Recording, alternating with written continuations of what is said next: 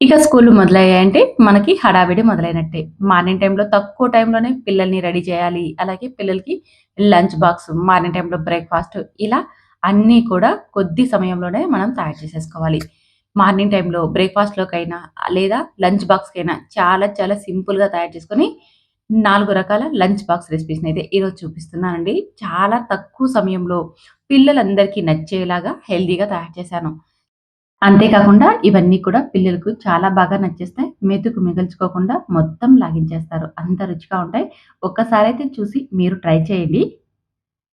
దీనికోసం ముందుగా స్టవ్ మీద ఒక పాన్ పెట్టుకొని, అందులోకి 2 స్పూన్ల దాకా వేరుశనగ విత్తనాలను వేసేసుకొని, వీటిని లో ఫ్లేమ్‌లో లైట్ గోల్డెన్ కలర్ వచ్చేదాకా వేయించుకోవాలి. తర్వాత ఇందులోకి కొన్ని జీడిపప్పు ముక్కల్ని, కొన్ని బాదం ముక్కల్ని వేసేసుకోండి. అలాగే ఒక స్పూన్ దాకా ఉద్దిపప్పును, ఒక హాఫ్ టీ స్పూన్ కంటే మరి కాస్త తక్కువగా ధనియాలను వేసుకోండి. ఒక స్పూన్ జీలకర్రని వేసుకోండి. 4 ఎండుమిర్చిని వేసుకోండి. ఒక స్పూన్ నువ్వుల్ని కూడా వేసేసుకొని, ఇవంతా కూడా లో ఫ్లేమ్‌లో వేయించుకోవాలి. మంటను లో ఫ్లేమ్‌లోకి యాడ్ చేసేసుకొని, చూడండి ఈ విధంగా మంచిగా వేగాలి. చూస్తున్నారుగా మీకే అన్నీ కూడా ఎంత బాగా వేగిపోయాయో. ఇలా లైట్ గోల్డెన్ కలర్ వచ్చేదాకా అన్నిటిని వేయించేసేసుకొని ఇప్పుడు స్టవ్ మీద నుంచి దించి పూర్తిగా చల్లారిన తర్వాత వీటిని ఒక మిక్సీ బౌల్‌లోకి వేసుకొని కచ్చా పచ్చాగా గ్రైండ్ చేసేసుకోవాలి. కాస్త పలుకులుగా ఉండేలాగా గ్రైండ్ చేసి పక్కన పెట్టేసేసుకోండి. ఇప్పుడు అదే ప్యాన్‌లోకి కొద్దిగా నూనెను కానీ, నెయ్యిని కానీ వేసేసుకోండి.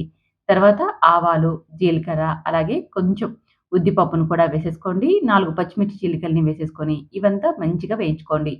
పోపు బాగా ఫ్రై అయిపోయాక ఇప్పుడు ఇందులోకి కట్ చేసుకున్న ఒక ఉల్లిపాయను కూడా వేసేసుకొని ఉల్లిపాయని లైట్ గోల్డెన్ కలర్ వచ్చేదాకా వేయించుకోవాలి. చూడండి ఇలా వీడియోలో చూపించిన విధంగా రంగు మారాక ఇప్పుడు ఇందులోకి ఒక కప్పు రైస్‌ని వేసేసుకోండి.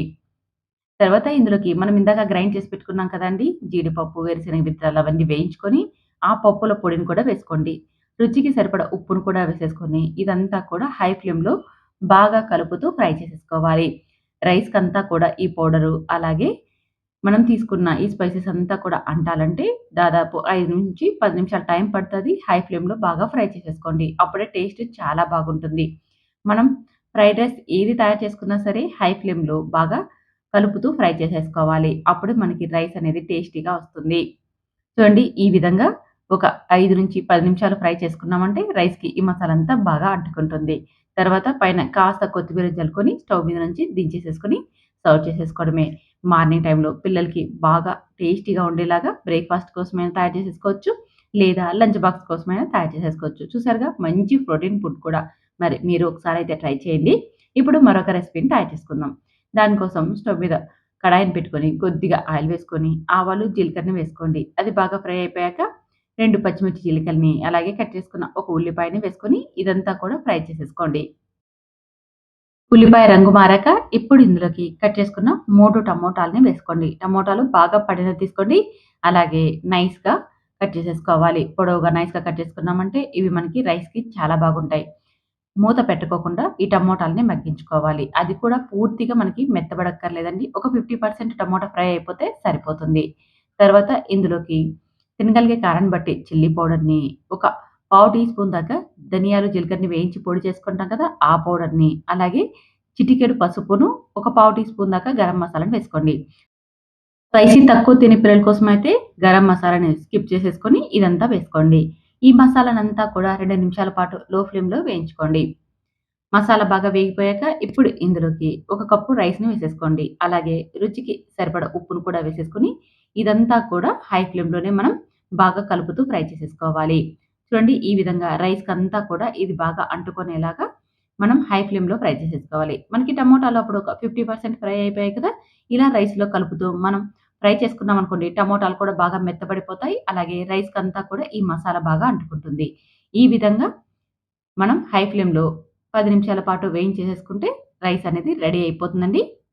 తర్వాత పైన కాస్త కొత్తిమీరని జల్లుకొని సర్వ్ చేసేసుకోవడమే. చూసారా? సింపుల్‌గా చేసుకొని టమోటా ఫ్రైడ్ రైస్ రెడీ అయిపోయింది. చాలా చాలా రుచిగా ఉంటుందండి. మార్నింగ్ టైమ్‌లో బ్రేక్‌ఫాస్ట్‌కైనా, పిల్లల లంచ్ బాక్స్‌కైనా. అంతే కాకోకుండా మనం వెజిటబుల్స్ ఏమీ లేనప్పుడు కూడా ఇలా ఒక టమోటా ఉంటే చాలు రైస్‌నైతే ప్రిపేర్ చేసేసుకోవచ్చు. పిల్లలకి కర్రీ కలిపి మనం బాక్స్ కట్టించామంటే అస్సలు తినరు. అంతే కాకుండా చప్పిడిగా కూడా అయిపోతుంది. ఇలా చేసి ఇవ్వండి మొత్తం మిగిల్చుకోకుండా తినేస్తారు. ఇప్పుడు మరొక రెసిపీనైతే తయారు చేసుకుందాం. దానికోసం స్టవ్ మీద పాన్ పెట్టుకొని, కొద్దిగా ఆయిల్ వేసుకొని, కొద్దిగా జీడిపప్పు, శనగపప్పును వేసేసుకోండి. అవి బాగా వేగాక ఆవాలు, జీలకర్రని కూడా వేసేసుకోండి. ఈ పోపంతా మంచిగా ఫ్రై చేసేసుకోవాలి. మనకి వేరుశనగ విత్తనాలు, జీడిపప్పు ముక్కలు అన్నీ కూడా మంచి రంగు మారి ఫ్రై అయిపోయాక ఇప్పుడు ఇందులోకి 4 పచ్చిమిర్చి చీలికల్ని అలాగే కొద్దిగా కరివేపాకును వేసేసుకొని పచ్చిమిర్చిని బాగా ఫ్రై చేసేసుకోండి. మనకి పచ్చిమిర్చి బాగా ఫ్రై అయిపోయిందనుకోండి, తినేటప్పుడు మనకి అక్కడక్కడ తగులుతూ తిన్నా గాని కారం తక్కువగా అనిపిస్తుందనమాట. అందుకని పచ్చిమిర్చిని మంచిగా వేయించుకోండి. తర్వాత ఇందులోకి ఒక కప్పు రైస్‌ని వేసేసుకొని, ఇదంతా కూడా హై ఫ్లేమ్‌లో 5 నిమిషాల పాటు వేయించుకోవాలి. తర్వాత స్టవ్‌ని లో ఫ్లేమ్‌లోకి టర్న్ చేసేసుకొని పైన కాస్త కొబ్బరి పొడిని వేసుకోవాలి. పావు కప్పు దాకా వేసుకుంటే సరిపోతుంది. ఇక్కడ నేను ఎండు కొబ్బరి తురుమును వేశానండి. మీరు పచ్చి కొబ్బరి తురుము వేసుకుంటున్నట్లయితే పోపులోకి వేసుకొని కొద్దిగా వేగిన తర్వాత రైస్‌ని వేసుకోండి. ఎండు కొబ్బరి తురుమునైతే మాత్రం మనం రైస్ అంతా బాగా వేగిన తర్వాత పైన వేసేసుకోవాలి. అలాగే ఒక హాఫ్ చెక్క నిమ్మరసాన్ని రుచికి సరిపడా ఉప్పును వేసేసుకొని ఇదంతా బాగా కలిసేలాగా మాత్రమే కలుపుకోవాలి. మనం కొబ్బరిని వేశాక ఎక్కువ సేపు ఫ్రై చేసుకోకూడదు. అలా వేసుకున్నామంటే టేస్ట్ అస్సలు బాగోదు. అందుకని కొబ్బరి తురుముని వేసుకున్నాక స్టవ్ ఆపేసేసుకొని ఇదంతా బాగా కలిసేలాగా కలుపుకుంటే చాలండి. మనకి రైస్ అంతా రెడీ అయిపోతుంది. మనం ఎండు కొబ్బరి తురుము ప్లేస్‌లో పచ్చి కొబ్బరి తురుమును వేసుకున్నామనుకోండి, అప్పుడు మనం కాసేపు ఎక్కువగా మనం వేయించుకోవచ్చు. కానీ ఎండు కొబ్బరి తురుమును వేశాక అస్సలు వేయించకూడదు. అలా వేయించేసామంటే ఆ స్మెల్ కానీ, ఆ టేస్ట్ గానీ అస్సలు బాగోదు.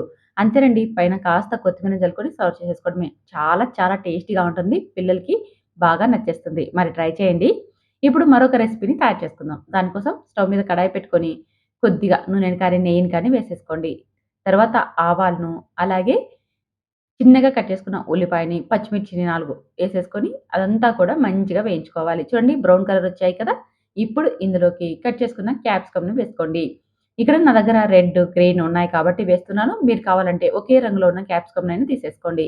చిన్న ముక్కలుగా కట్ చేసుకొని ఇందులోకి వేసేసుకొని క్యాప్సికమ్‌ను 5 నిమిషాల పాటు లో ఫ్లేమ్‌లో వేయించుకోండి. తర్వాత ఇందులోకి ఒక కప్పు రైస్‌ని వేసేసుకోండి. తర్వాత తినగలిగే కారాన్ని బట్టి సాంబార్ పౌడర్‌ని వేసేసుకోండి. రుచికి సరిపడా ఉప్పును కూడా వేసేసుకొని, ఇదంతా కూడా హై ఫ్లేమ్‌లో మనం బాగా కలుపుతూ ఫ్రై చేసేసుకోవాలి. ఇందులోకి ఎలాంటి మసాలా కూడా అవసరం లేదండి. కేవలం సాంబార్ పొడి ఉంటే చాలు. మనం ఈ సింపుల్ రైస్‌ని ప్రిపేర్ చేసేసుకోవచ్చు. చాలా చాలా రుచిగా ఉంటుందండి. మీరెప్పుడైనా ట్రై చేశారో లేదో ఒక్కసారైతే ట్రై చేసి టేస్ట్ చేయండి. చాలా చాలా రుచిగా ఉంటుంది. ఇలా రైస్‌కంతా మసాలా అంటేటట్టుగా కలుపుకొని పైన కాస్త కొత్తిమీరను వేసి సర్వ్ చేసేసుకోవడమే. ఎంతో టేస్టీగా ఉండే క్యాప్సికమ్ రైస్ అయితే రెడీ అయిపోయింది. చూసారా? ఎంత సింపుల్‌గా ఈ రైస్ రెసిపీస్‌నైతే తయారు చేసేసుకోవచ్చో. మార్నింగ్ టైమ్‌లో హడావిడి లేకోకుండా 5 నిమిషాల్లో ఈ లంచ్ బాక్స్‌నైతే మనం తయారు చేసేసుకోవచ్చండి. చాలా చాలా రుచిగా ఉంటాయి. పిల్లలకి మనం కర్రీని, అలాగే రైస్‌ని సెపరేట్‌గా పెట్టిచ్చామంటే వాళ్ళు కలుపుకొని తినడానికి చాలా కష్టపడతారు. కలిపి పెట్టిచ్చామనుకోండి ఒక్కొక్కసారి రైస్ అంతా కూడా మెత్తబడిపోతూ ఉంటుంది. అందుకని ఇలా ట్రై చేయండి. పిల్లల లంచ్ బాక్స్‌కి చాలా చాలా రుచిగా ఉంటాయి. హెల్తీ రెసిపీస్ కూడా. మరి మీరు కూడా ఒకసారైతే ఈ లంచ్ బాక్స్ రెసిపీస్‌ని ట్రై చేస్తారు కదూ! ట్రై చేసి టేస్ట్ ఎలా వచ్చిందో కామెంట్ చేయండి. అలాగే నేను చేసిన విధానం మీకు నచ్చితే మీ ఫ్రెండ్స్, ఫ్యామిలీ మెంబర్స్ కూడా ఈ వీడియోని షేర్ చేయండి. అలాగే ఇలాంటి సింపుల్ వంటకాల కోసం సుహాస్‌నిస్ కిచెన్‌ని సబ్స్క్రైబ్ చేసుకొని ఫాలో అవ్వండి. Thank you for watching.